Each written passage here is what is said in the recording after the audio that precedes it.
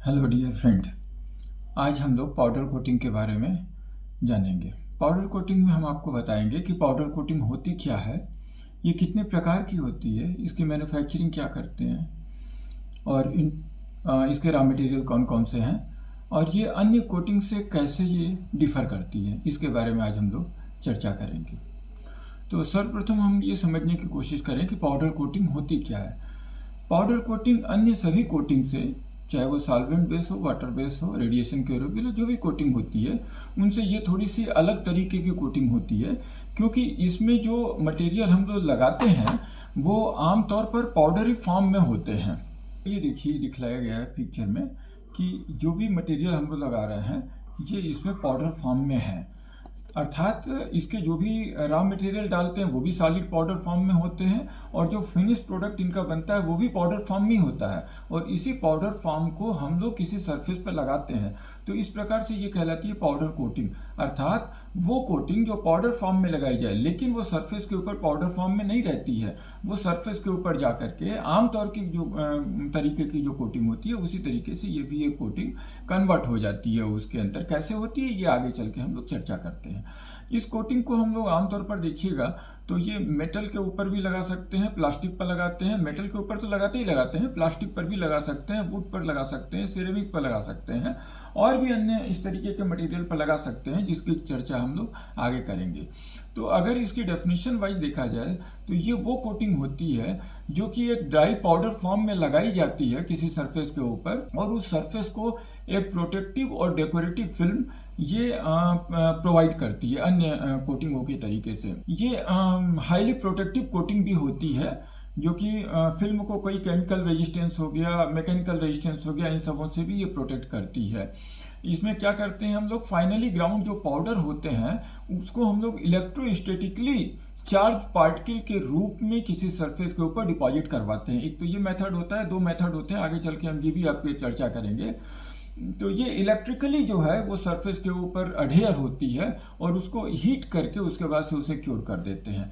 इस पर भी हम लोग डिटेल चर्चा करते हैं आगे। यहाँ पर देखिए ये दो तरीके की आमतौर पर पाउडर कोटिंग होती है, एक थर्मोप्लास्टिक होती है, दूसरी थर्मोसेटिंग होती है। थर्मोप्लास्टिक आमतौर पर वो मटेरियल होते हैं जो कि थर्म अर्थात हीट को पाने के बाद से वैक्स की तरीके से ये पिघल सकते हैं और उसके बाद से जब हम लोग ठंडा करते हैं तो वापस ये सॉलिडिफाई हो जाते हैं और जब फिर इसको गर्म करते हैं तो फिर ये पिघल जाते हैं, अर्थात ये अपने नेचर को बदलते रहते हैं हीट पा करके, इसलिए इसको थर्मोप्लास्टिक बोलते हैं। इसका केमिकल कंपोजिशन थोड़ा सा अलग होता है और ये रीमेल्ट हो जाते हैं हीट करने के ऊपर। इसकी कोटिंग भी थिक होती है, लिक्विड के तरीके से ये बहुत पतली कोटिंग में नहीं लगा सकते, 30 माइक्रोन 35 माइक्रोन की चाहिए होती है तो हमें थोड़ी सी दिक्कत हो जाती है।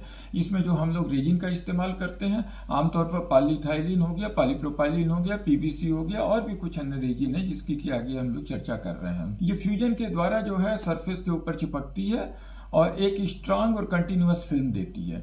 दूसरा जो पाउडर कोटिंग होती है ये थर्मोसेट होती है। थर्मोसेट का मतलब हो गया, थर्म का मतलब हो गया हीट, हीट पा करके जो सेट होता है, अर्थात एक बार हीट मिलेगी, हीट मिलने के बाद से वो मटेरियल जो है, जो कोटिंग है वो सरफेस के ऊपर चिपक जाएगी।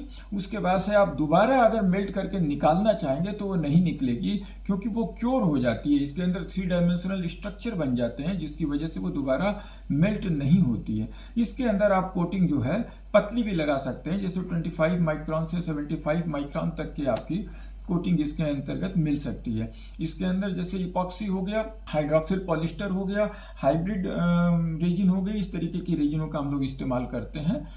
यहाँ पर देखिए कि इसके रॉ मटेरियल कौन कौन से होते हैं। अगर आप देखिए तो जो भी कोटिंग होती है इसमें रॉ मटेरियल क्या रहते हैं, एक तो रेजिन होता है। अन्य कोटिंग की तरीके से इसके भी रॉ मटेरियल करीब वैसे ही होते हैं, अंतर केवल यही होता है कि इसमें जो भी हम लोग रेजिन या जो भी पॉलीमर लेते हैं वो लिक्विड अवस्था में नहीं हो सकता है। जैसे कि अगर आप एल्किड रेजिन को आप इस्तेमाल करना चाहें तो इसमें आप नहीं कर सकते हैं क्योंकि एल्किड रेजिन कभी सॉलिडिफाई नहीं होती है, सॉलिड अवस्था में आपको नहीं मिलती है।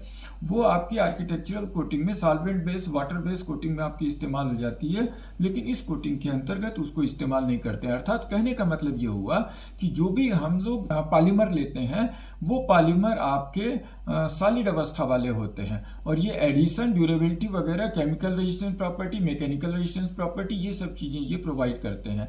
इसमें जैसे कि इपॉक्सी हो गया, पॉलिस्टर हो गया, इपॉक्सी पॉलिस्टर हो गया, पॉलीयूरेथीन है, एक्रेलिक है, पॉलीइथाइलिन है, अगर थर्मोप्लास्टिक है तो पॉलीइथाइलिन हो सकते हैं। तो इस प्रकार से इसमें पॉलीमर हम लोग लेते हैं। दूसरा, इसके अंदर जो रॉ मटेरियल होता है वो इसमें पिगमेंट होता है। पिगमेंट आमतौर पर वही पिगमेंट होते हैं जो कि हम लोग अन्य कोटिंग में डालते हैं। केवल अंतर ये होता है कि वो पिगमेंट जो कि हीट रेजिस्टेंस नहीं होते हैं उनका इस्तेमाल आमतौर पर इसमें हम लोग नहीं करते हैं, क्योंकि हीट इसके अंतर्गत हमें क्योरिंग के लिए चाहिए होता है या मेल्ट करने के लिए चाहिए होता है। तो कम से कम 70-80 डिग्री सेंटीग्रेड वो बर्दाश्त कर ले, ऐसे हीट रेजिस्टेंस पिगमेंट को ही हम लोग इसके अंतर्गत इस्तेमाल करते हैं। अदरवाइज आमतौर पर वो सभी पिगमेंट जो कि हम लोग सॉल्वेंट बेस में इस्तेमाल करते हैं वो यहाँ पर भी इस्तेमाल करते हैं। इसकी चर्चा हम अपने पहले लेक्चर में कर चुके हैं।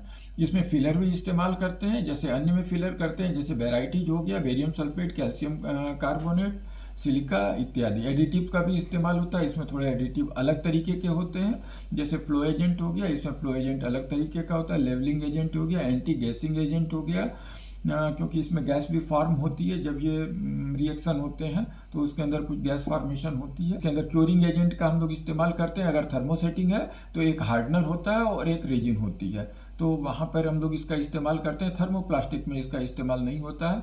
फ्लो एजेंट का इस्तेमाल करते हैं क्योंकि इसमें फ्लो की थोड़ी सी प्रॉब्लम होती है, तो फ्लो को इम्प्रूव करने के लिए इसका इस्तेमाल करते हैं। और इस्तेमाल करते हैं चार्जिंग एजेंट का, क्योंकि आमतौर पर इसका जो डिपोजिशन होता है आगे हम बताते हैं, इसके डिपोजिशन के लिए हमें जो पाउडर होता है उसको एक चार्ज देना पड़ता है, और जिस सरफेस पर डिपॉजिट करते हैं उसको भी एक चार्ज देना पड़ता है, इसलिए इसमें एक चार्जिंग एजेंट का इस्तेमाल करते हैं। अब देखिए ये बनाते कैसे हैं। जितने भी रॉ मटेरियल हमने आपको पीछे बताया वो सारे रॉ मटेरियल जो है एक मिक्सर के अंतर्गत मिक्स करके इसके अंदर डाल देते हैं। ये सारे रॉ मटेरियल ध्यान दीजिएगा कि इसके अंदर पाउडर अवस्था में, इसमें एक चीज़ आपने और ध्यान दिया होगा, कहीं पर भी सॉल्वेंट नहीं डालते हैं इसके अंतर्गत।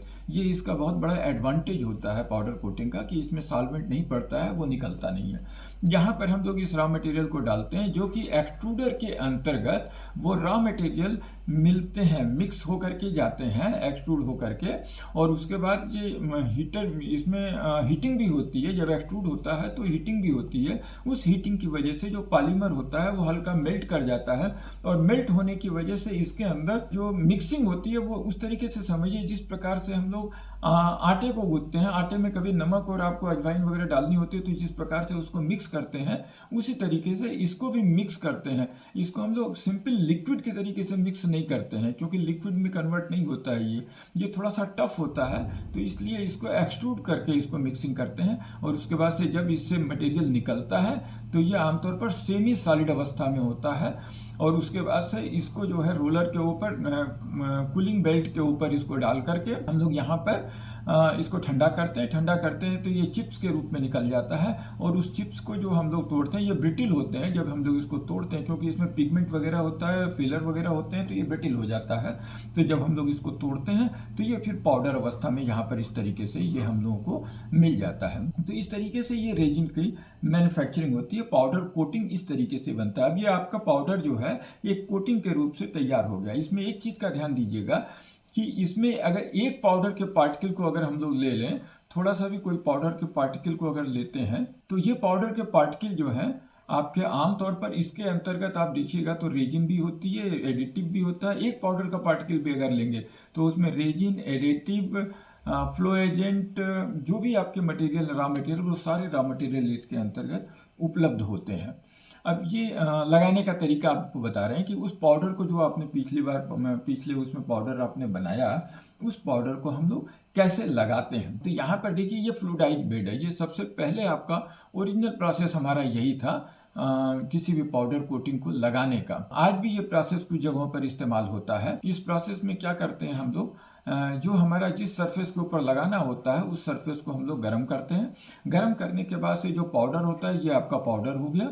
इस पाउडर को हम लोग फ्लूइडाइज, नीचे से एयर पास करते हैं। जब एयर पास करते हैं तो ये हल्का सा पाउडर फ्लूइडाइज अवस्था में आ जाता है। पहले ये सेटल अवस्था में रहता है, उसके बाद से ये हल्का सा एयर में आ जाता है। जब एयर में आ जाता है तो जो हमारा सबस्ट्रेट होता है जिस पर कोटिंग करनी होती है इसके अंतर्गत डिप कर देते हैं तो ये उसके ऊपर जा करके चिपक जाता है। ये चिपकने के बाद से ये पोजीशन इसकी बन जाती है। उसके बाद से इसको ऊपर लाते हैं, यहाँ पर इसके ऊपर इस कोटिंग ऑलरेडी है, ये थोड़ा सा कलर इसका बदल गया है, तो ये कोटेड पैनल होता है और इसको शेक करके हम लोग एक्स्ट्रा पाउडर को हम लोग हटा देते हैं। तो फाइनली हमारा ये चीज़ इसमें मिल जाती है, ये हमारी कोटिंग इसके ऊपर तैयार होकर के मिल गई। तो इसमें आप देखिएगा फ्लूइडाइज बेड के अंतर्गत जो भी पार्ट्स होता है उसको इमर्स करते हैं और उसके ऊपर कोटिंग आ जाती है और जो प्लास्टिक पाउडर होते हैं वो मेल्ट होकर के उसके ऊपर, क्योंकि गर्म होता है तो ये मेल्ट होकर के उसके ऊपर चिपक जाते हैं और एक यूनिफॉर्म कोटिंग दे देते हैं। इसके अंदर देखिए एक्सेलेंट कवरेज होती है, हाई फिल्म बिल्ड कैपेसिटी होती है और यूनिफॉर्म कोटिंग आपको मिल जाती है। इलेक्ट्रिकल इंसुलेशन वाली कोटिंग जो है इसके अंतर्गत आमतौर पर अच्छी होती है, क्योंकि इसमें पार्टिकल के ऊपर चार्ज नहीं होता है और ये कास्ट इफेक्टिव भी होती है, अर्थात ये कंपेरिजन टू थर्मोसेटिंग आपकी ये सस्ती पड़ती है। अब यहाँ पर दूसरा जो हमने आपको बताया कि दूसरा मेथड है थर्मोसेटिंग का या इसको लगाने का, जो इलेक्ट्रोस्टैटिक वे में इसको लगाते हैं। इलेक्ट्रोस्टैटिक वे में देखिए कैसे करते हैं, यहाँ पर जो है इस पाउडर को चार्ज देते हैं और ये चार्ज इस तरीके से आता है, गन से पास करते हैं, इस गन को हम लोग चार्ज देते हैं और इससे जो पाउडर ये निकलता है ये सब चार्ज पार्टिकल्स होते हैं। और इसके बाद से जो ये सरफेस होता है, जिस सरफेस पर लगाना होता है, इसकी अर्थिंग कर देते हैं। तो इसके ऊपर एक पॉजिटिव चार्ज हो गया और इसके ऊपर एक निगेटिव चार्ज हो गया। तो इस निगेटिव चार्ज ये पॉजिटिव चार्ज की वजह से सरफेस के ऊपर ये अडेयर हो जाता है, तो एक यूनिफॉर्म इसके ऊपर लेयर बन जाती है। यहाँ पर ध्यान दीजिएगा ये अभी भी पाउडर अवस्था में ही अडेयर हुआ है, यहाँ पर चूंकि हीटिंग नहीं हुई है इसलिए ये भी मेल्ट होकर यूनिफॉर्म फिल्म नहीं बनाएगा। उसके बाद से इसको हाई टेम्परेचर के ऊपर जब मेल्ट करते हैं तो टेम्परेचर की रेंज देखिए काफ़ी हाई है, इसीलिए हमने आपको पहले बताया था कि जो भी हम लोग पिगमेंट इस्तेमाल करते हैं उस पिगमेंट को हाई हीट रेजिस्टेंस होना जरूरी होता है। तो 15 से 20 मिनट के लिए जब हम लोग इस टेम्परेचर के ऊपर रखते हैं तो इसके ऊपर ये एक यूनिफॉर्म मेल्ट होने के बाद से एक यूनिफॉर्म कोटिंग बन जाती है। उसके बाद से इसको ठंडा करके हम लोग इस सबस्ट्रेट को इस्तेमाल कर सकते हैं। यहाँ पर ध्यान दीजिएगा, अगर ये थर्मोप्लास्टिक होगा तो दोबारा इस सरफेस को जब आप हीट करेंगे तो ये मेल्ट होकर के वो मटेरियल निकल जाएगा और अगर ये थर्मोसेटिंग रेजिन होगी तो एक यूनिफॉर्म कोटिंग बन जाएगी। उसके बाद से आप इसको कितना भी गर्म करें दोबारा फिर ये कोटिंग पिघल करके आपको नहीं मिल पाएगी। इसको एक इलेक्ट्रोस्टैटिक स्ट्रांग फील्ड लगाते हैं, ठीक है, कंप्रेस्ड एयर ट्रांसपोर्ट करते हैं, पाउडर को ये फीड करते हैं इसके अंतर्गत गन के अंतर्गत जो कि चार्ज होकर के निकलता है और उसके बाद से ये पॉजिटिव जो सरफेस होता है उसके ऊपर ही चिपक जाता है। एक ड्यूरेबल है, यूनिफॉर्म है, हाई क्वालिटी कोटिंग आपको मिल जाती है। इसकी कोटिंग की कोरोजन रेजिस्टेंस इसका बहुत अच्छा होता है, ये बहुत अच्छी प्रॉपर्टी होती है क्योंकि इसमें इलेक्ट्रोस्टैटिकली जो है चार्ज अडेयर होते हैं, तो वो बॉन्ड जो होता है, चार्ज की पकड़ जो होती है वो काफ़ी अच्छी होती है। तो ये ड्यूरेबल और टफ फिल्म देता है और एक इन्वायरमेंटल फ्रेंडली है। ये तो पूरी दोनों पाउडर कोटिंग होती है, पॉलिस्टर थर्मोप्लास्टिक भी पाउडर और थर्मोसेटिंग पाउडर, ये दोनों ही पाउडर आपके इको फ्रेंडली होते हैं। इसमें देखिए आपको इलेक्ट्रोस्टैटिक स्प्रे के कुछ प्लस पॉइंट यहाँ पे बताए गए हैं। 100% रेजिन है, ड्राई अवस्था में रहती है, सॉल्वेंट बिल्कुल नहीं होता है। जो ये प्रिंसिपल है ये electrostatic attraction between opposite charges, इस सिद्धांत पर ये बना हुआ है। अपोजिट चार्ज क्या हो गया, एक तो पाउडर हो गया, दूसरा जिस सरफेस पर लगाते हैं वो हो गया। प्रेशर से स्प्रे गन वगैरह के अंदर डालते हैं और low current powder particles, low current high voltage negative charge होते हैं, तो करंट इसका लो होता है लेकिन वोल्टेज हाई होता है और वर्क पीस जो होता है वो ग्राउंड कर देते हैं, जो कि पॉजिटिव उसके ऊपर चार्ज आता है। तो निगेटिवली चार्ज जो पार्टिकल्स होते हैं वो स्ट्रांगली अडेयर हो जाते हैं सरफेस के ऊपर। The coated parts are then placed curing oven के अंदर हम लोग डाल करके इसको मेल्ट करवाते हैं। मेल्ट करने पर ये फ्लो करता है और उसके बाद से ये फ्यूज हो जाते हैं, पार्टिकल्स आपस में चिपक जाते हैं और एक स्मूथ और ड्यूरेबल कोटिंग ये प्रोवाइड करते हैं। यहाँ देखिए थर्मोप्लास्टिक के बारे में कुछ विशेष बातें लिखी हुई है कि मेल्ट होता है, उसके बाद सॉलिडिफाई होता है। ये सबसे पहले यूरोप में 1950 के अंदर ये डेवलप हुआ था और पॉपुलर है। सिंपल मैन्युफैक्चरिंग प्रोसेस होता है, इजी एप्लीकेशन मेथड होता है। जो रेजिन हम लोग जो पॉलीमर इसमें इस्तेमाल करते हैं वो पीवीसी हो जाता है, पीवीडीएफ होता है, पॉलीविनाइलिडीन फ्लोराइड, पॉलीइथाइलिन होता है, पॉलीओलिफिन्स, नाइलोन, पॉलिस्टर, ये सब कुछ पॉलीमर है जिनका कि इस्तेमाल करते हैं। लिमिटेशन क्या है थर्मोप्लास्टिक की? हाई फ्यूजन टेम्परेचर इसको ज़रूरत होती है और लो पिगमेंटेशन कैपेबिलिटी होती है, बहुत हाई पिगमेंट नहीं लोड कर सकते हैं। पुअर सॉल्वेंट रेजिस्टेंस इसका पुअर होता है क्योंकि थर्मोप्लास्टिक मटेरियल होते हैं, उसके ऊपर कोई अगर उस पॉलीमर को डिजॉल्व करने वाला कोई सॉल्वेंट पड़ गया तो वो उसके अंदर डिजॉल्व हो जाता है, क्योंकि इसमें 3 डायमेंशनल बाइंडिंग, क्रॉस लिंकिंग नहीं होती है। इसका एडिशन भी वीक होता है मेटल के ऊपर कंपेयर टू योर थर्मोसेटिंग, इसलिए इसमें एक प्राइमर की रिक्वायरमेंट होती है आमतौर पर। इसमें थिकनेस जो है, कोटिंग की थिकनेस भी ज़्यादा होती है, 100 से माइक्रोन से ज़्यादा होती है, 4 मिल से करीब ज़्यादा हो जाती है। तो इसका इस्तेमाल हम लोग कुछ ही जगह पर करते हैं। तो thermoplastic powder coating offer ease of application ये आपको देता है। हैव लिमिटेशन, एडिशन में लिमिटेशन है, सॉल्वेंट रेजिस्टेंस में लिमिटेशन है और फिल्म थिकनेस के अंतर्गत इसके अंतर्गत प्रॉब्लम होती है, जिसकी वजह से थर्मोसेटिंग का निर्माण किया था। थर्मोसेटिंग जो की एडवांटेज इसका क्या होता है? पॉलीओलिफिन्स एक्सेलेंट सॉल्वेंट रेजिस्टेंस होता है थर्मोसेटिंग का। Polyvinylidene fluoride outstanding weather resistance. Nylon होता है एक्सेप्शनल वियर रेजिस्टेंस। जो भी इसमें थर्मोप्लास्टिक मटेरियल के अंदर जो भी हम लोग पॉलीमर डालते हैं, उस पॉलीमर की प्रॉपर्टी यहाँ पर डिस्कस की गई है कि अगर पॉलिस्टर डालते हैं तो एस्थेटिक अपीयरेंस इसका अच्छा होता है, ये सस्ता होता है, पीवीसी सस्ता हो जाता है। वियर रेजिस्टेंस आपका नाइलॉन अगर होता है तो वियर रेजिस्टेंस अच्छा होता है, तो ये आउटस्टैंडिंग वेदर रेजिस्टेंस देता है। पॉलीविनाइलिडीन फ्लोराइड और सॉल्वेंट रेजिस्टेंस पॉलीओलिफिन्स का कंपेयर टू अदर पॉलीमर जो होता है अच्छा होता है। और इम्पॉर्टेंट पॉइंट में अगर देखें तो नो सिंगल थर्मोप्लास्टिक मटेरियल, कोई भी एक थर्मोप्लास्टिक मटेरियल सारी प्रॉपर्टी नहीं दे पाता है। प्रोसेस इजी होता है। 30% टोटल पाउडर कोटिंग का मार्केट जो है थर्मोप्लास्टिक के पास है आज भी। ये PVDF कोटिंग जो है इसके बारे में कहा जाता है कि ये 20 साल तक आपको आउटडोर ड्यूरेबिलिटी दे सकती है। तो कुछ कमियों की वजह से जो है हमारा थर्मोसेटिंग पाउडर कोटिंग का आविष्कार हुआ था। ये थर्मोसेटिंग पाउडर कोटिंग के बारे में है कुछ जानकारी।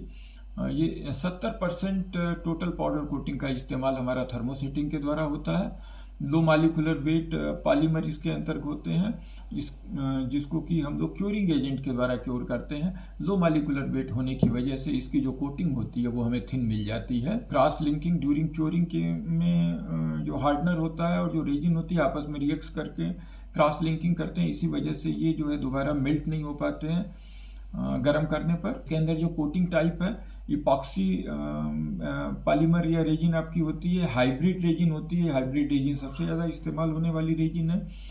पॉलिस्टर हो गया, पॉलीयूरेथेन हो गया और एक्रेलिक हो गया। जो हाइब्रिड होती है ये इनफैक्ट इपॉक्सी और पॉलिस्टर की कम्बिनेशन है इसके अंतर्गत। अगर इसकी हम लोग देखें एडवांटेज थर्मोप्लास्टिक के ऊपर क्या है, तो wide variety of resin and curing agent, excellent film performance अच्छा होता है, बेटर वेदर रेजिस्टेंस होता है, बेटर सॉल्वेंट रेजिस्टेंस होता है, सुपीरियर एडिशन होता है मेटल सरफेस पर, बेटर फिल्म स्मूथनेस भी अच्छी होती है क्योंकि फिल्म थिन होती है, गर्म करते हैं मेल्ट होकर के प्रॉपर वो स्मूथनेस दे देती है। और इसमें फिल्म थिकनेस आपकी 30 माइक्रोन की भी चाहे तो आपको मिल जाती है, जो कि आमतौर पर एक सिंगल कोट की आपकी जो सॉल्वेंट बेस्ड सिस्टम होता है वो हमारा देता है। हायर पिगमेंट लोडिंग आप कर सकते हैं, उसमें आप नहीं कर पा रहे थे क्योंकि उसमें ऑलरेडी फिल्म आपकी मोटी हो जा रही थी और पिगमेंट को नहीं ले पा रहा था। ये सब इसके अंतर्गत कुछ प्रॉपर्टी होती है compare to thermoplastic. Thermosetting powder coatings dominate the marking due to superior performance, जैसे कि एडिशन अच्छा होता है, परफॉर्मेंस इसका वेदर रेजिस्टेंस वगैरह केमिकल रेजिस्टेंस वगैरह अच्छा होता है और कास्ट भी इसकी कंपेयर टू अदर कोटिंग इसकी कास्ट जो है अच्छी होती है, सस्ती पड़ती है। तो ये एक एडवांटेज है इसके अंतर्गत। सबसे बड़ा तो एडवांटेज है कि इको फ्रेंडली होता है ये, तो इस वजह से ये इंडस्ट्री के अंदर विशेष करके ये हम लोग प्रीफर करते हैं, क्योंकि जो भी इंडस्ट्रियल पेंट होते हैं उसके अंदर एडिशन अच्छा होना चाहिए, कोरोजन रेजिस्टेंस अच्छा होना चाहिए और सॉल्वेंट रेजिस्टेंस अच्छा होना चाहिए, मैकेनिकल रेजिस्टेंस भी अच्छा होना चाहिए। तो ये सब प्रॉपर्टी आपके थर्मोसेटिंग पाउडर आपको देता है, जिसकी वजह से ये थर्मोसेटिंग पाउडर जो है इतना पॉपुलर है। यहाँ पर देखिए कुछ जो पॉलीमर हम लोग इस्तेमाल करते हैं उसकी कुछ प्रॉपर्टी दी हुई है। जैसे वेदरेबिलिटी अगर देखिएगा तो वेदर रेजिस्टेंस इपॉक्सी के अंदर थोड़ा कमज़ोर होता है, हाइब्रिड में थोड़ा फेयर होता है, और पॉलिस्टर का फेयर एक्सेलेंट होता है। पीयू आपका काफ़ी अच्छा होता है, एक्रेलिक भी आपका काफ़ी अच्छा होता है। तो इस प्रकार से ये अलग अलग प्रॉपर्टी दे रही है कि केमिकल रेजिस्टेंस देखिए एक्सेलेंट इपॉक्सी का बहुत अच्छा होता है केमिकल रेजिस्टेंस, हाइब्रिड का थोड़ा सा कमज़ोर होता है, पॉलिस्टर का गुड होता है, और पीयू का भी अच्छा होता है। और इसी प्रकार डिटर्जेंट रेजिस्टेंस आप देखिएगा तो इपॉक्सी का फेयर होता है, इसका गुड है, पीयू का सबसे अच्छा दे रखा है। यहाँ पर इम्पैक्ट रेजिस्टेंस देखिएगा तो इम्पैक्ट रेजिस्टेंस इपॉक्सी, हाइब्रिड और पॉलिस्टर इन तीनों का काफ़ी अच्छा है, पीयू का थोड़ा सा ठीक है। तो ये कुछ आपस में कंपेरिजन दिया हुआ है। इसी प्रकार अगर किसी कोल्ड रोल्ड स्टील के ऊपर आप लगाते हैं तो इपॉक्सी काफ़ी अच्छा परफॉर्मेंस देता है, हाइब्रिड भी अच्छा देता है, पॉलिस्टर भी अच्छा देता है, और पीयू भी अच्छा देता है, एक्रिलिक भी देता है अच्छा। और गैल्वेनाइज स्टील के ऊपर देखें तो हाइब्रिड आपका एक्सेलेंट परफॉर्मेंस देता है, और पीयू भी आपका अच्छा परफॉर्मेंस देता है। क्योंकि इपॉक्सी जो होता है ये सबसे अच्छा कोरोजन रेजिस्टेंस है, केमिकल रेजिस्टेंस है, इसीलिए हम लोग इसको एडिशन भी इसका बहुत अच्छा होता है। तो आप देखा होगा कि जो एडहेसिव होते हैं, एडहेसिव में भी इपॉक्सी को इस्तेमाल करते हैं, और जहाँ पर हमें केमिकल रेजिस्टेंस कोटिंग की ज़रूरत होती है वहाँ प्राइमर में भी इपॉक्सी का हम लोग इस्तेमाल करते हैं एडिशन की वजह से। पॉलिस्टर का जो है वेदर रेजिस्टेंस बहुत अच्छा होता है, इसलिए आउटडोर ड्यूरेबिलिटी इसकी अच्छी होती है। पॉलीयूरेथेन की हार्डनेस बहुत अच्छी होती है, ओवरऑल बैलेंस परफॉर्मेंस ये देता है। हाइब्रिड जो होता है सबसे ज़्यादा इस्तेमाल होने वाला है, क्योंकि ये करीब करीब ये सभी चीज़ों को ये कवर कर लेता है। हाइब्रिड के अंदर सभी की अपनी कैरेक्टरिस्टिक आ जाती है, तो ये एक अच्छी रेजिन मानी जाती है। एक्रिलिक का इस्तेमाल लिमिटेड होता है, जबकि इसका वेदर रेजिस्टेंस अच्छा होता है, लेकिन कुछ प्रॉपर्टी जो कि हम लोगों ने ऊपर स्टडी किया है उसमें ये कमज़ोर पड़ जाता है। हार्डनेस में देखेंगे तो ये पेंसिल हार्डनेस हम लोग इसको कहते हैं। इपॉक्सी की हार्डनेस आपकी ठीक है, हाइब्रिड की हार्डनेस आपकी ठीक है, बहुत अच्छी भी नहीं है तो बहुत ख़राब भी नहीं है। पॉलिस्टर की अच्छी है, पीयू की अच्छी है, एक्रिलिक की भी ठीक है। तो ये आपके कुछ रेजिन के अंदर कंपेरिजन यहाँ पर बताया हुआ है।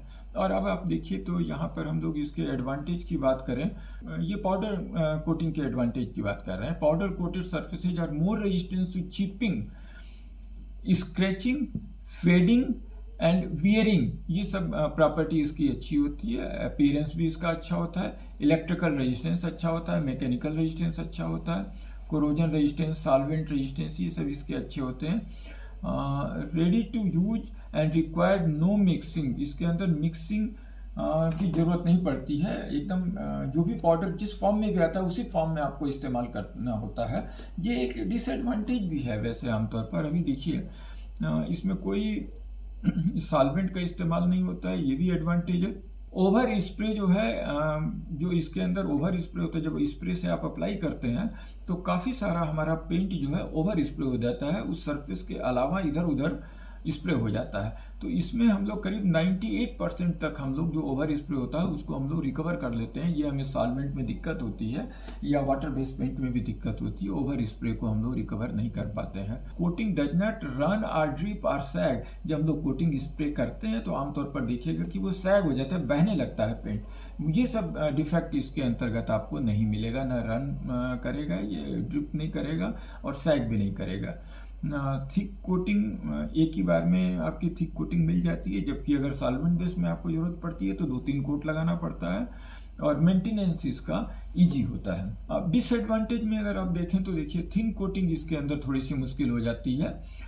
स्टोरेज हैंडलिंग पाउडर का जो होता है ये स्पेशल इसके लिए रिक्वायरमेंट्स होती है, आसानी से ये नहीं हो पाता है, थोड़ा सा बहुत ही केयरफुली इसको रखना पड़ता है। कलर मैचिंग की सबसे बड़ी समस्या होती है। सपोज करिए कि आपने कोई पर्टिकुलर कलर पाउडर मिला करके फाइनली निकाला, निकालने के बाद से जब आप देखते हैं तो उसका कलर मान लीजिए नहीं मैच किया है एग्जैक्टली, तो फिर दोबारा उस कलर को टिंट करना इसमें मुश्किल होता है, जो कि सॉल्वेंट वगैरह में हम लोग अगर थोड़ा बहुत प्लस माइनस होता है तो मैन्युफैक्चरिंग के बाद से भी उसमें हम लोग अपना टोनर वगैरह डाल करके उसको मैच करवा लेते हैं। क्योर टेम्परेचर इसमें बहुत ज़्यादा होता है, इसकी वजह से बहुत सेंसिटिव पिगमेंट जो होते हैं उसका इस्तेमाल हम नहीं करते हैं। या एडिटिव वगैरह अगर सेंसिटिव है, हीट सेंसिटिव है, तो उसका भी इस्तेमाल नहीं करते हैं। शार्प कॉर्नर वगैरह जो होते हैं उसके ऊपर लगाने में थोड़ी सी इसमें समस्या आती है इस कोटिंग के अंदर, तो ये कुछ इसके डिसएडवांटेज है। यहाँ पर देखिए एक कंपेरिजन हमने दिखलाया हुआ है आमतौर पर कि जो ये पाउडर कोटिंग है, इस पाउडर कोटिंग को हमने कंपेयर किया हुआ है जैसे सॉल्वेंट बेस्ड सिस्टम के साथ, वाटर बेस्ड सिस्टम के साथ, हाई सॉलिड्स के साथ, सॉल्वेंट फ्री के साथ और रेडिएशन क्यूरेबल के साथ। हमारी टोटल जो कोटिंग देखें तो सॉल्वेंट के आधार पर हम लोगों ने 6 डिवीजन किए हुए हैं कोटिंग के। वैसे तो क्लासिफिकेशन कई तरीके से होता है, आर्किटेक्चरल कोटिंग, इंडस्ट्रियल कोटिंग, ये क्लासिफिकेशन हो गया। एक क्लासिफिकेशन हो जाता है जैसे मरीन कोटिंग हो गया, ऑटोमोबाइल कोटिंग हो गया। एक क्लासिफिकेशन आपका ये हो सकता है कि एयर ड्राइंग सिस्टम होता है, बेकिंग सिस्टम होता है। यहाँ पर जो हमने क्लासिफिकेशन किया हुआ है वो क्लासिफिकेशन दिया हुआ है जो कि सॉल्वेंट कंटेंट के ऊपर आधारित है। इसके बारे में हमने एक डिटेल डिस्कशन किया हुआ है अपने पूर्व के लेक्चर में कि क्लासिफिकेशन कितने तरीके के होते हैं। यहाँ पर देखिए सॉल्वेंट बेस अगर सिस्टम आप लेते हैं तो इसके अंदर ऑर्गेनिक सॉल्वेंट का इस्तेमाल हम लोग करते हैं। वाटर बेस्ड सिस्टम है, वाटर आपका एक प्रकार से कैरियर हो जाता है जो थिनर होता है, और इसके अंदर सॉल्वेंट की परसेंटेज, हाई सॉलिड पेंट के अंदर सॉलिड ज़्यादा होता है, अर्थात सॉल्वेंट की परसेंटेज होती तो है लेकिन कम होती है काफ़ी compare to solvent based paint के अंतर्गत। और सॉल्वेंट फ्री में इसके अंदर बिल्कुल भी हमारा सॉल्वेंट नहीं होता है, लेकिन इसके कुछ अपने भी डिसएडवांटेज है। और पाउडर कोटिंग में तो खैर बिल्कुल ही नहीं होता है सॉल्वेंट, और रेडिएशन क्यूरेबल में भी थोड़ा बहुत सॉल्वेंट आपका हो सकता है। तो ये इसके अंतर्गत कुछ आपके कंपेरिजन यहाँ पर दिखलाए हुए हैं। अब ये देखिएगा पाउडर कोटिंग जो हम लोगों ने बनाया हुआ है ये ई को लेकर के बनाया हुआ है, 4 ईच क्यों, इकोलॉजी अर्थात low environmental impact, VOC volatile organic compound emission, 100% solid coating होती है, ईज ऑफ एप्लीकेशन इसका अच्छा होता है, और एक्सेलेंट फिनिश देता है, हाई हार्डनेस, ग्लास, मैट सब तरीके की आपको कोटिंग मिल जाती है। और इकोनॉमी देखिए तो लोअर कोटिंग कास्ट वगैरह इसकी होती है। कुछ इसके डिसएडवांटेज होते हैं जिसकी वजह से इसको हम लोग सब जगह नहीं लगा पाते हैं। ये देखिए यहाँ पर कुछ डिफेक्ट है, अपीयरेंस का डिफेक्ट हो जाता है, पिन होलिंग वगैरह, तो ये कुछ इसके डिफेक्ट होते हैं। अब ये कुछ टेस्ट यहाँ पर दिखाए हुए हैं, सॉल्ट इस पर टेस्ट करते हैं कोटिंग, पाउडर कोटिंग को, हाई ह्यूमिडिटी टेस्टिंग होती है, solution analysis, waste water, environmental testing करते हैं, एब्रेजन रेजिस्टेंस करते हैं, एडिशन टेस्ट करते हैं, और नाइफ टेस्ट होता है, अर्थात एडिशन का ये है, टेप टेस्ट के द्वारा एडिशन देखते हैं, पुल ऑफ टेस्ट होता है, ये सब एडिशन टेस्ट है, सोल्डरेबिलिटी टेस्ट होता है, पोरोसिटी टेस्ट होता है। तो इस प्रकार से ये कुछ टेस्ट है जो कि नॉर्मल टेस्ट है। इसके अलावा भी कुछ स्पेसिफिक अगर पाउडर आपने बना रखा है तो उसकी भी हम लोग टेस्टिंग करते हैं। तो इस प्रकार ये डिफरेंट इसके टेस्ट हैं। तो ये हमारा एक पाउडर कोटिंग के ऊपर कंप्लीट जनरल आपको एक जानकारी थी। और इसके ऊपर अगर आपको कोई क्वेश्चन पूछना हो, कुछ जानना चाहते हो और डिटेल में, तो आप जो है YouTube के ऊपर आप अपना उस क्वेश्चन को पूछ सकते हैं, उसमें हम आपको इसका जवाब देंगे। तो ये लेक्चर हमारा आज यहीं पर ख़त्म होता है। Thank you.